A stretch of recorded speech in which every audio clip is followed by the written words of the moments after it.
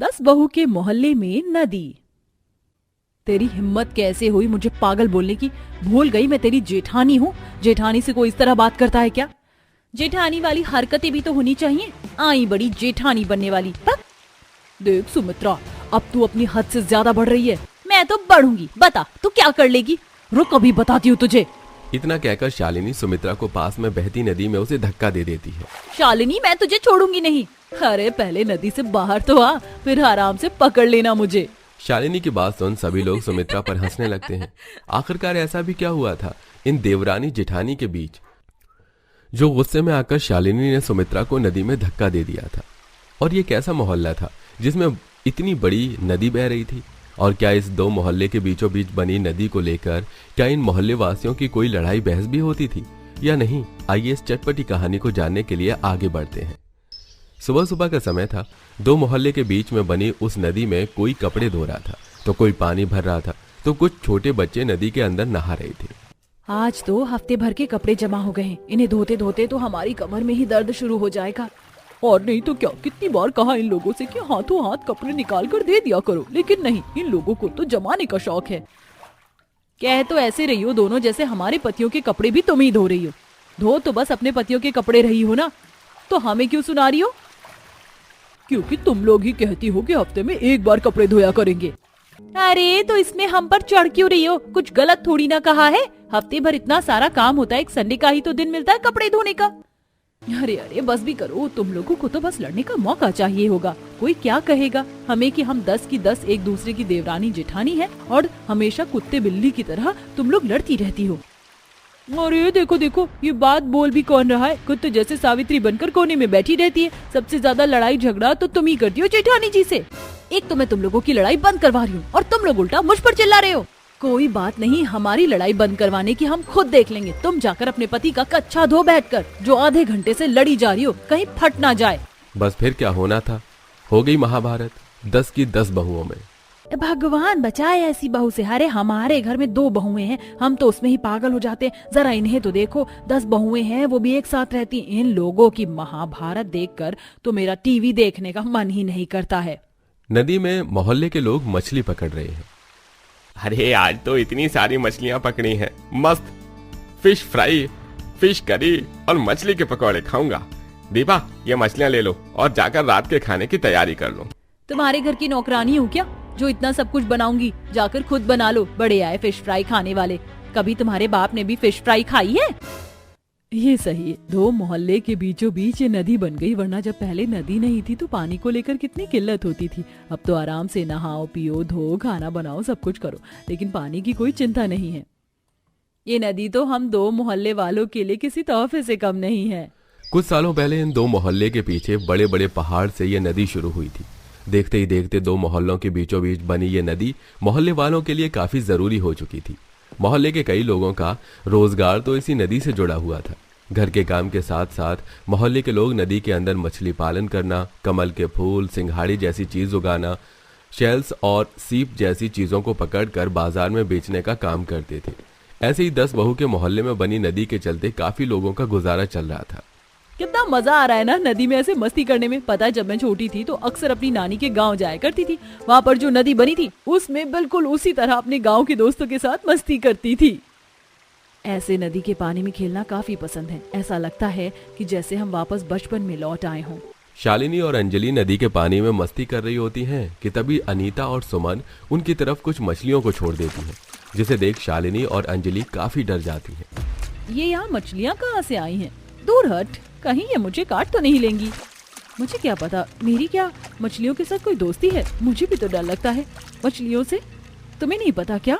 अंजलि और शालिनी को यूं इस तरह मछली से दूर भागता देख बाकी की बहुएं जोर जोर से हंसने लगती हैं, जिन्हें देख। अच्छा, तो ये तुम लोगों की शरारत थी? अभी बताते हैं तुम्हें।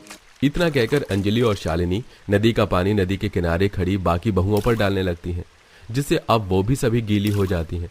और इसी तरह की हंसी मजाक और छोटी नोक झोंक के साथ समय गुजरता रहता है।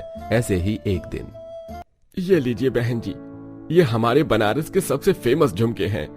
यहाँ सारी औरतें ऐसे ही झुमके पहनती हैं।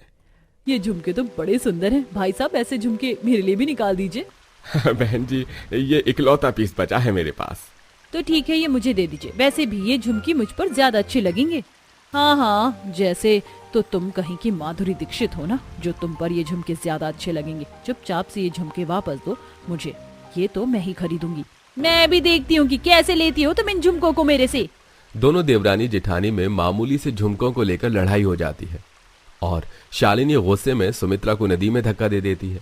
सुमित्रा जल्दी से नदी से बाहर निकलती है और शालिनी को काफी सुनाने लगती है कि तभी उनके मोहल्ले में एक बड़ी सी गाड़ी आकर रुकती है, जिसके अंदर से एक विनीत नाम का बहुत बड़ा बिजनेसमैन निकलता है। आप कौन हैं? दिखने में तो आप बहुत अमीर आदमी लग रहे हैं। आप जैसे बड़े अमीर आदमी का हमारे छोटे से मोहल्ले में क्या काम? मेरा नाम विनीत है और मैं एक बहुत बड़ा बिजनेसमैन हूँ।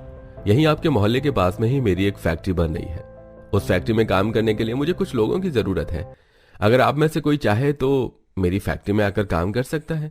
मैं आपको काफी अच्छी पेमेंट दूंगा।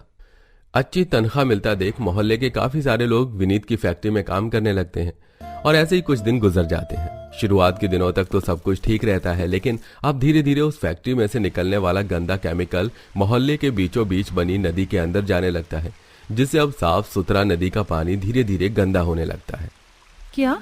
नदी के पानी से तो काफी बदबू आ रही है। पहले तो कभी इस तरह नदी के पानी से बदबू नहीं आई। समय बीतने के साथ साथ उस नदी का पानी और ज्यादा दूषित होने लगा था।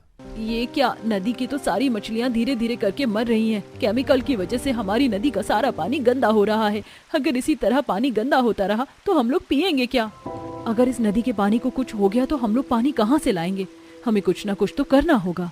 सभी बहू मिलकर दोनों मोहल्ले के लोगों को इकट्ठा करके पानी की समस्या को देख उन्हें जागरूक करती हैं और अब काफी सारे मोहल्ले के लोग सीधा फैक्ट्री जाकर बात करते हैं। अरे भाई, फैक्ट्री है तो उसका गंदा कूड़ा पानी कहीं ना कहीं तो जाएगा ही ना। आप लोग इतना परेशान क्यों हो रहे हैं? मैं हर दिन आपके मोहल्ले में पानी का टैंकर भिजवा दिया करूंगा, फिर तो आप लोगों को पानी की कोई समस्या नहीं होगी ना। ऐसे कैसे पानी का टैंकर भिजवाओगे? जब हमारे मोहल्ले में ही नदी बहती है तो भला हमें पानी के टैंकर की क्या जरूरत? या तो तुम अपनी फैक्ट्री बंद करो या अपनी फैक्ट्री से निकलने वाला गंदा केमिकल कूड़े को कहीं और जगह ट्रांसफर करो, वरना हमें वक्त नहीं लगेगी तुम्हारी फैक्ट्री को बंद करवाने में। हम तुम्हें बस 2 दिन की मोहलत दे रहे हैं, समझे? तो अब तुम मामूली से मोहल्ले के लोग मुझ जैसे बिजनेसमैन को धमकी दोगे? जाओ, मैं नहीं करता। अब बताओ क्या कर लोगे तुम मेरा?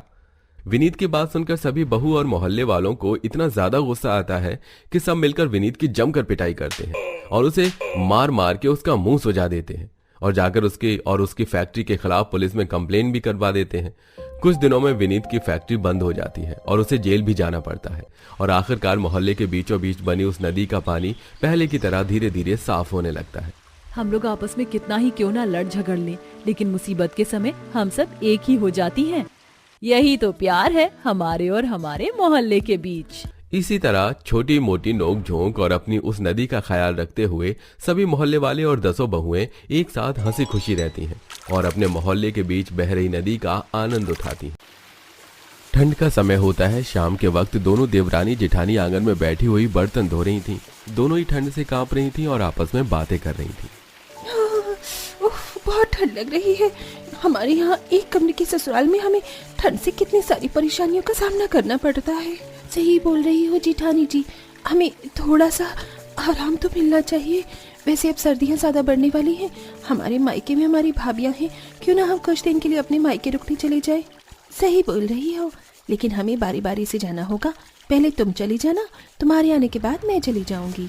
जहाँ देवरानी जेठानी अपने अपने मायके जाने के बारे में सोच रही होती हैं, तो वहीं उनके मायके वाले उनके यहाँ आने की सोचते हैं। माँ, काफी दिन हो गए हैं हमें सुरभि से मिले हुए, चलो ना उससे मिलकर आते हैं। वैसे तू सही बोल रहा है। जब से हमारी बेटी अपने ससुराल गई है, हम उससे मिलने भी नहीं गए। फिर तो इस बार हम उनकी ससुराल चलते हैं, थोड़ा उनके पास रह कर ही आएंगे। लेकिन ऐसे बेटी के ससुराल में रुकना ठीक रहेगा क्या? अब तो नया जमाना चल रहा है पिताजी, हम आराम से रह सकते हैं। किसी को बुरा नहीं लगता, बल्कि अच्छा ही लगता है। फिर तो मैं भी चलूंगा। माँ, मुझे भी चलना है।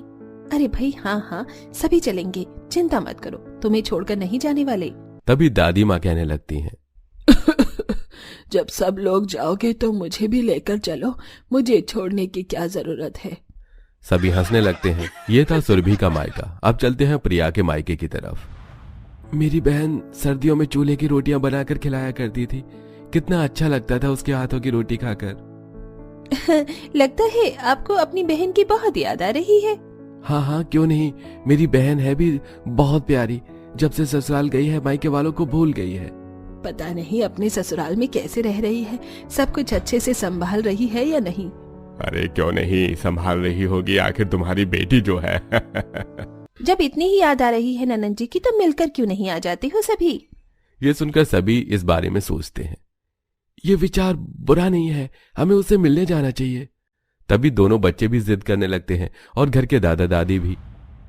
अरे चलो फिर प्रिया के घर चलने की तैयारी करते हैं। इस तरह सुरभि और प्रिया के मायके वाले 2 दिन बाद ही उनके ससुराल में आ जाते हैं, जो कि उनका ससुराल भी एक ही कमरे का था। माँ, पिताजी, भैया, भाभी, दादा दादी, आप सभी एक साथ, और ये दोनों बच्चे भी। अरे क्या हुआ बेटी, हमें देखकर तुम्हें खुशी नहीं हुई क्या? हम तो तुमसे मिलने के लिए आए हैं। लगता है अपने दादा दादी को भूल गए हो। ससुराल जाकर मायके की याद नहीं आती। पिताजी, भैया, भाभी, दादा दादी, आप सभी एक साथ, और ये दोनों बच्चे भी। आप लोग भी यहाँ पर एकदम अचानक से क्या हुआ? सुरभि की यह बात सुनकर उसके परिवार वाले हैरान हो जाते हैं। बेटा, हमारा आना अच्छा नहीं लगा तो हम चले जाएं। नहीं नहीं पिताजी, ऐसा नहीं है।